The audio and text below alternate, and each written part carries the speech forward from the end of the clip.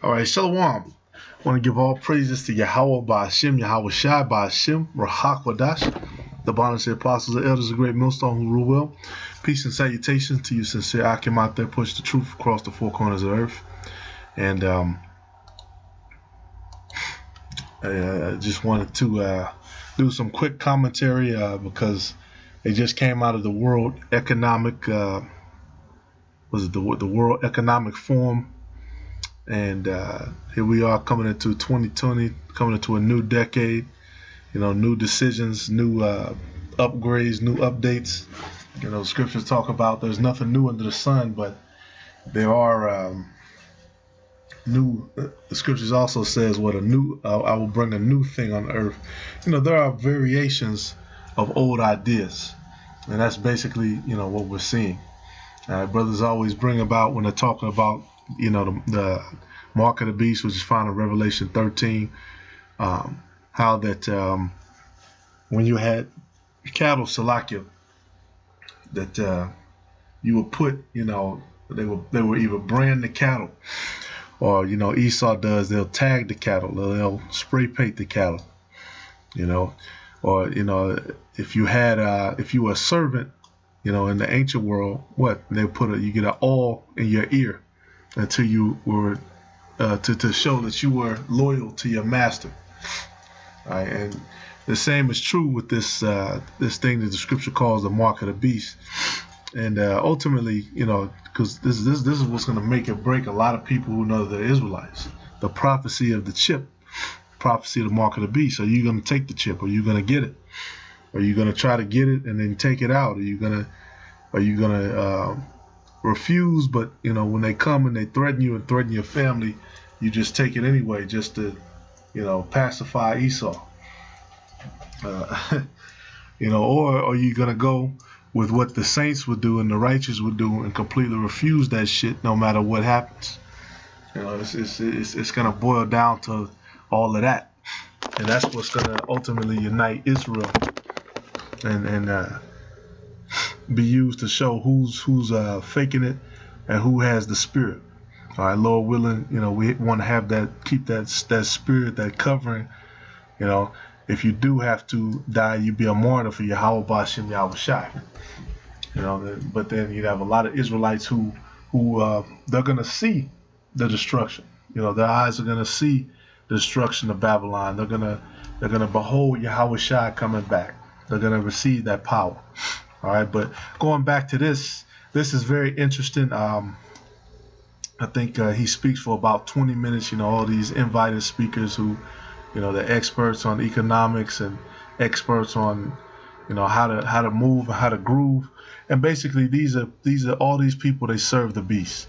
They serve Esau. They serve his global system, and ultimately, all of these other people of these other nations, they love this place because it's very easy for them to come and make money, receive grants and all that stuff, and come here and make money.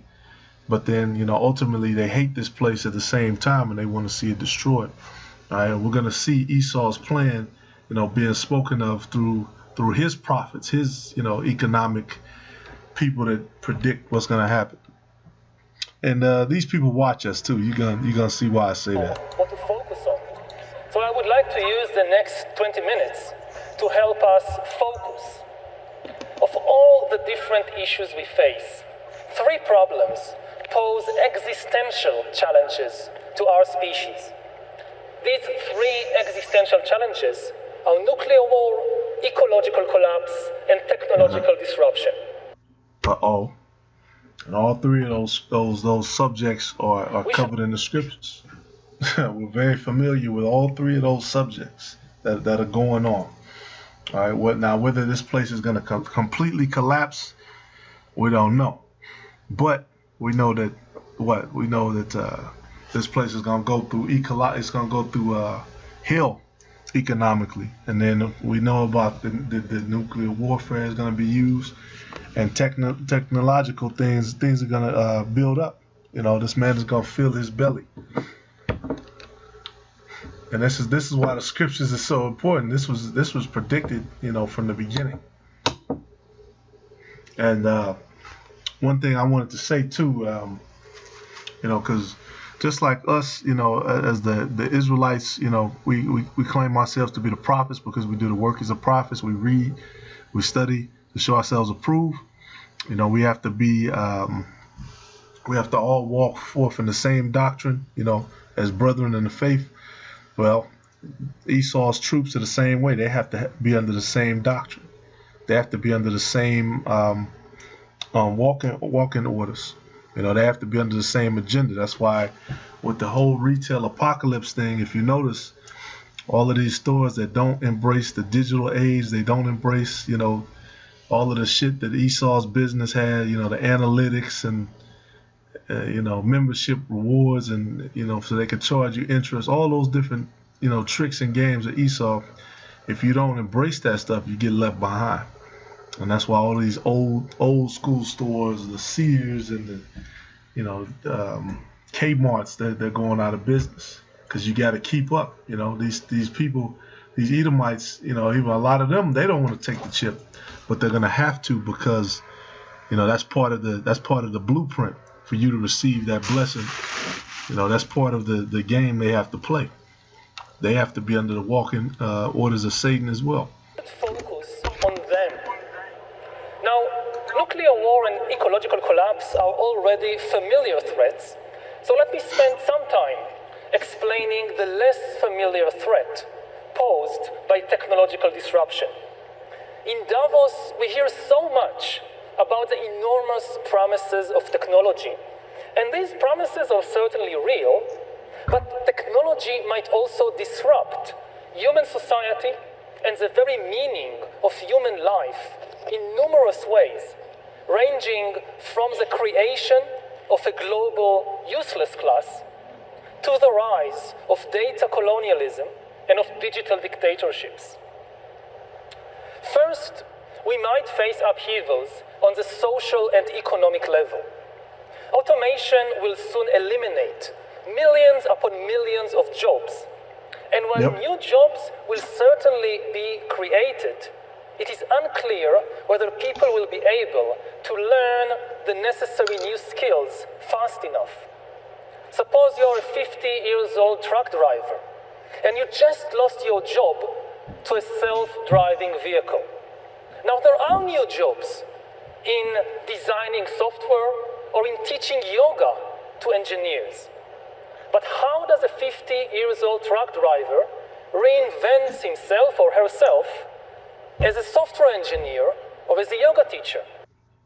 It is no reinventing yourself. I mean, unless you can always keep learning, but this place is going downhill. This is it. It's no bringing it back. It's no do-overs. It's no do it again. It's none of that. All right, this place is going down and it's through. Even though truck drivers, that's going to be most likely be one of the last thing that goes. It's once automation hits, and it's hitting all over in every major city and everywhere that matters. It's hitting. All right, and there's no going back. What did the heathens say? We would heal Babylon if it could be healed. It's too late. And people will have to do it not just once, but again and again throughout their lives, because the automation revolution will not be a single watershed event following which the job market will settle down into some new equilibrium. Rather, it will be a cascade of ever bigger disruptions, because AI is nowhere near its full potential. All jobs will disappear, new jobs will emerge, but then the new jobs will rapidly change and vanish. Whereas in the past, humans has had to struggle against exploitation. In the 21st century, the really big struggle will be against irrelevance. And it's much... Yeah, against irrelevance.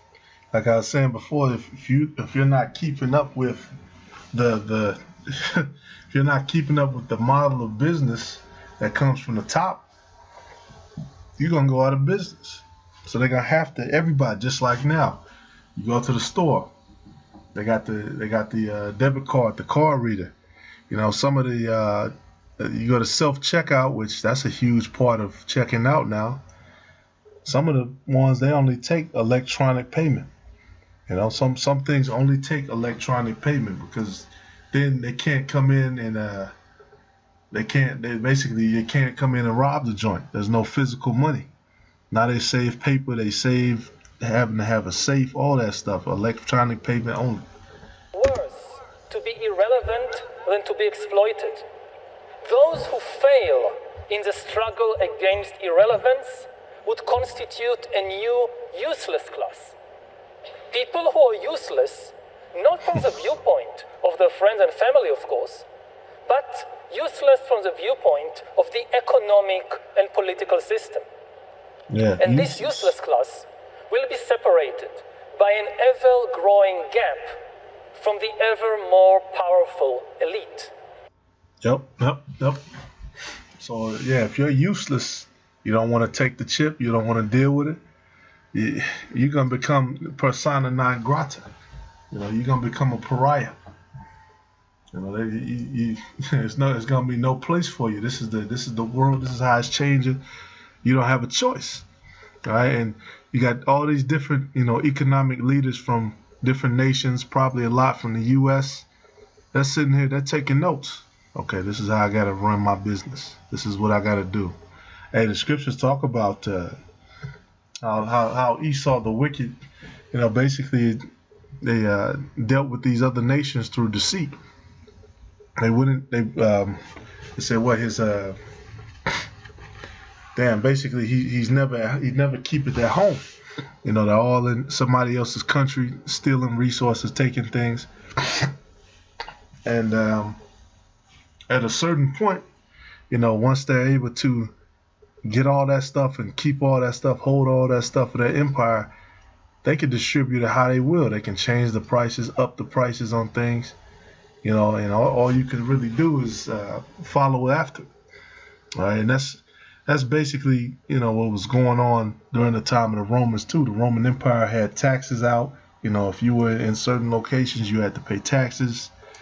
They had enforcement. They had soldiers. It's the same thing now. It's exactly the same. The AI revolution might create unprecedented inequality, not just between classes, but also between countries. In the 19th century, a few countries, like Britain and Japan, industrialized first, and they went on to conquer and exploit most of the world. If we aren't careful, the same thing will happen in the 21st century with AI. We are already in the midst of an AI arms race, with China and the USA leading the race, and most countries being left far, far behind. Unless we take action to distribute the benefits and power of AI between all humans, AI will likely create immense wealth in a few high-tech hubs, while other countries will either go bankrupt or will become exploited data colonies. Let's say automation will create a useless class.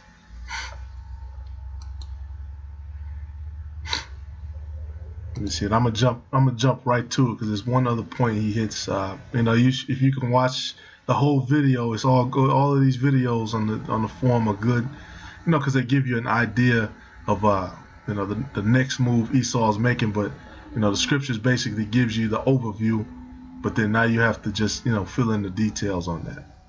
All right, and that's what everything is about, man. Interest, and interest. You have the different algorithms of all these different banking systems and all this stuff, and all of it, it's the same thing. It's gonna go towards what the scriptures prophesy. It's just Esau makes everything complex.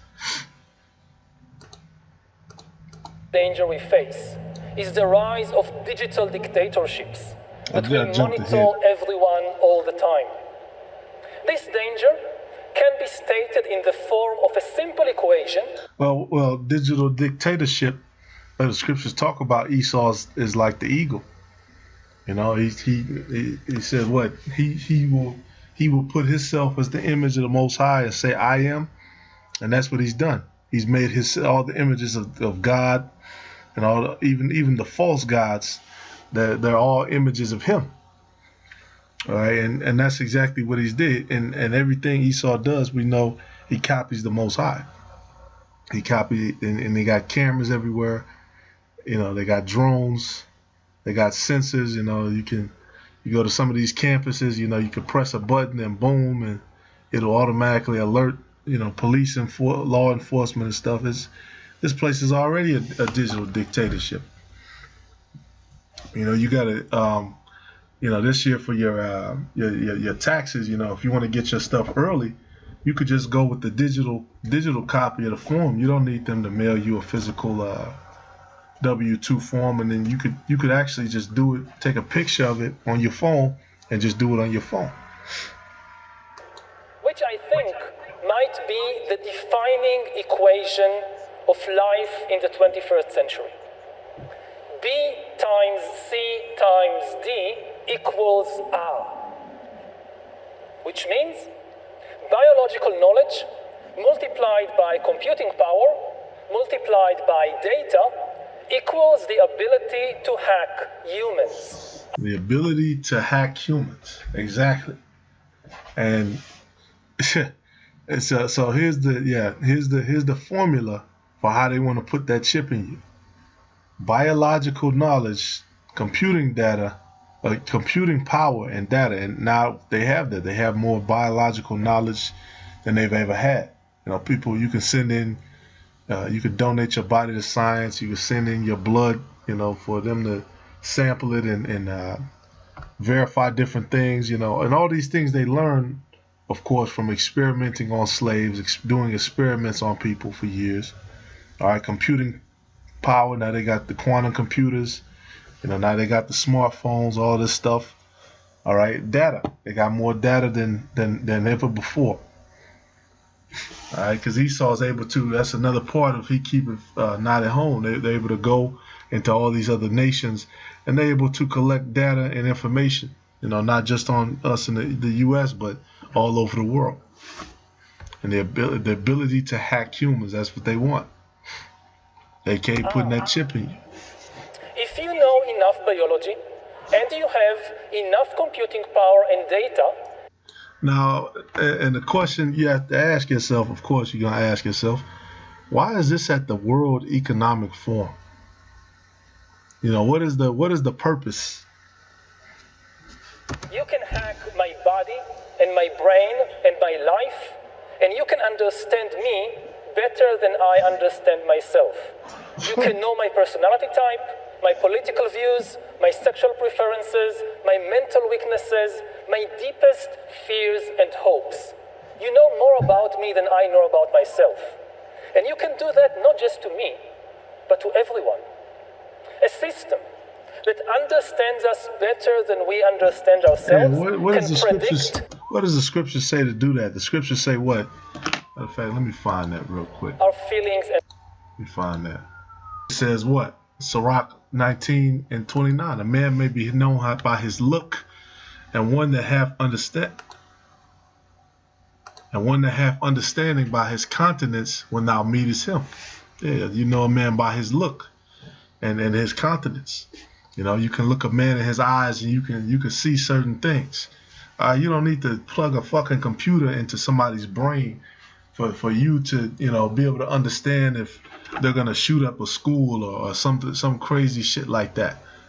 And this is another way where, you know, Esau is completely not spiritual.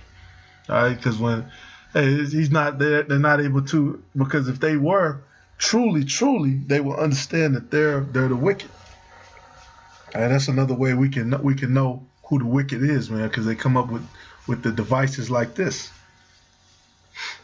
All right, this is how the righteous evaluate people, especially men. They say a man's attire and excessive laughter and gait show what he is. Yeah, you could tell if a guy is a homosexual by how he stands. That's what your gait is.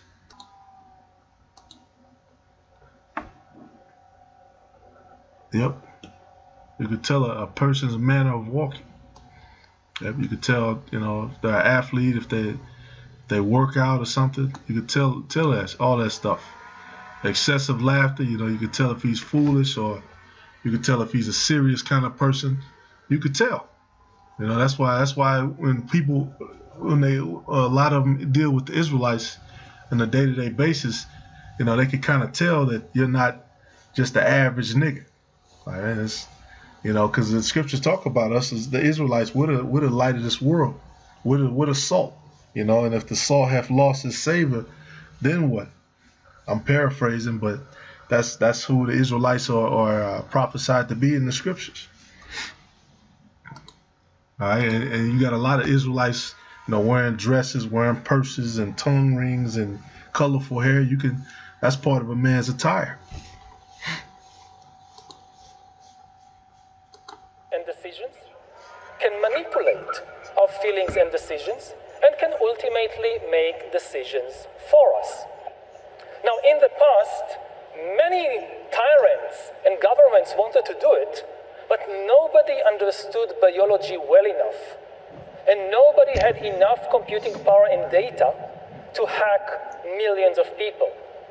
Neither the Gestapo nor the KGB could do it. But soon, at least some corporations and governments will be able to systematically hack all the people. We humans should get used to the idea that we are no longer mysterious souls. We are now hackable animals. That's what we are. The power to hack human beings can, of course, be used for good purposes, like providing much better healthcare. But if this power falls into the hands of a 21st century Stalin, the result will be the worst totalitarian regime in human history, and we already have a number of applicants for the job of 21st century Stalin. Just imagine North Korea in 20 years used them to create very different kinds of societies. And if you're afraid of some of the possibilities I've mentioned, you can still do something about it. But to do something effective, we need global cooperation. All the three existential challenges we face are global problems that demand global solutions. Whenever any leader says something like, "My country first," we should remind that leader that no nation can prevent nuclear war or stop ecological collapse by itself. And no nation can regulate AI and bioengineering by itself. Almost every country will say, "Hey, we don't want to develop killer robots or to genetically engineer human babies. We're the good guys. But we can't trust our rivals not to do it. So we must do it first." If we allow such an arms race to develop in fields like AI and bioengineering, it doesn't really matter who wins the arms race. The loser will be humanity. Unfortunately, the loser is going to be Babylon the Great, and all these other nations are going to serve us. Hey, call hello Yahweh Yahweh Shai. Hey, the whole thing is good. He even mentions in there, he says, I couldn't find it. I should have had it before, but he says in there, look, this is not prophecy. He actually says that. Okay, and this is all prophecy. This is all spoken of in the scriptures. And the scriptures prophesy what? That the mountain of Israel will rise above all mountains. All right, so the Israelites are going to rise above all nations, and all other nations, they're going to have to give tribute to the Israelites, and they're going to have to destroy and dismantle all these weapons and shit. All right, all praises to Yahweh Bashim Yahweh Shai. The Lord willing is edifying. Hey, this is the year of prophecy. This is these Edomites, they're sitting there trying to play a game, because that's why they're taking so many of the videos down, because the Israelite thing, it keeps popping up, it keeps coming up. The spirit of the Lord the spirit is like the wind. Who could know it? Goes here, there, everywhere. And this man knows he's going down. Shalom.